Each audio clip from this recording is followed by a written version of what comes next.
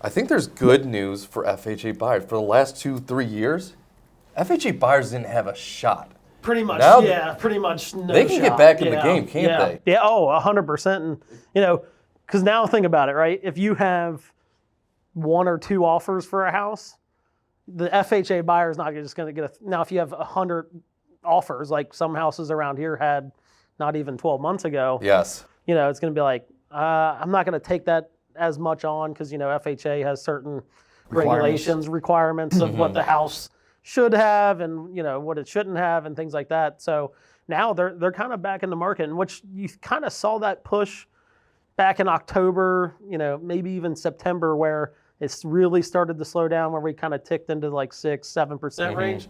You kind of saw the housing market kind of stay on a steady path because those people are like, I can finally, put an offer in and have a chance. So exactly. It's going to be interesting to see over the next 6 to 8 months as those people are finding houses and things like that kind of got backlogged, where we kind of sit after that, as far as, applications and things like that, and people, sales and things like that. So, yeah, it's going to be interesting to see once that backlog's kind of gone to see where we kind of sit after that. Because there was definitely a backlog, and most of them were FHA buyers for sure. Absolutely. I think, if you were an FHA buyer and you're sitting there paying $2,000 in rent, I mean, and now, like homes are now, I think the average home on market for Westchester Liberty is around 23 days. I mean, still pretty good. It's still historically very good, but our FHA buyers now have a shot. They just did. Yeah. You immediately went to the no pile. That makes sense. It was like Tinder, right? Yeah. Nope.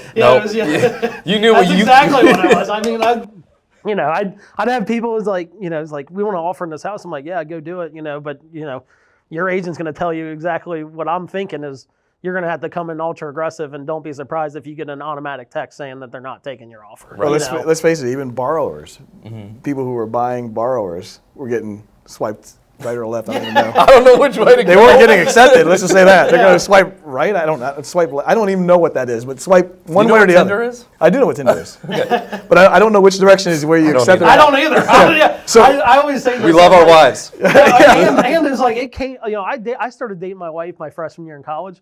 It wasn't even out yet. Sure. So like it was, it didn't come out for like another 3 or 4 years. You guys are way younger than me, so I didn't even know what Tinder was back then. But my point is, even the people who were borrowing to buy. Oh, yeah.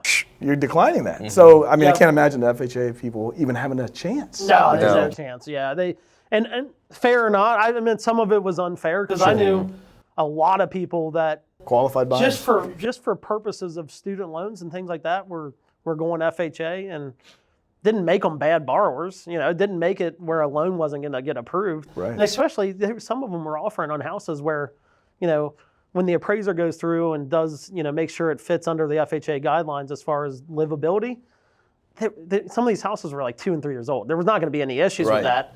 But, right or wrong, some agents were like, look, there can be something that pops up on this that does change the seller's mind a little bit. Oh, it does. Again, fair or not, I think some of it was pretty unfair, but...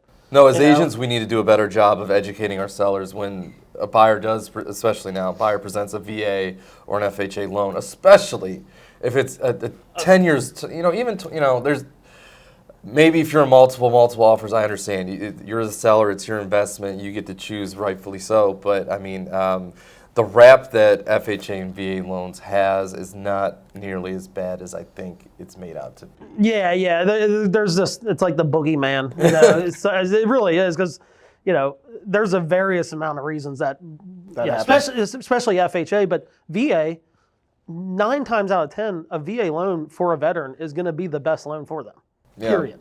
Like if they have that eligibility, it is going to be the best loan for them because most people are not putting down 20%. Things like that. So when I see it's like, oh, is it VA? Can they go conventional? I'm like, why would you even want to force them into using a product that doesn't make sense for them? Right. Like if it's not the time, it's not the time, but don't force them into a product that just to get a house. Sure. Right. So I agree with you though. It's kind of the boogeyman. They're not as bad as they're made out to be. They are not. They are not. I'm Justin Eep here with Ruoff Mortgage. I'm a Vice President Branch Manager of our Westchester office right on Union Center Boulevard. I can be contacted at 513-264-2578. You can also find more information at www.epurelendingteam.com. And any housing question, mortgage questions, feel free to reach out. Thank you.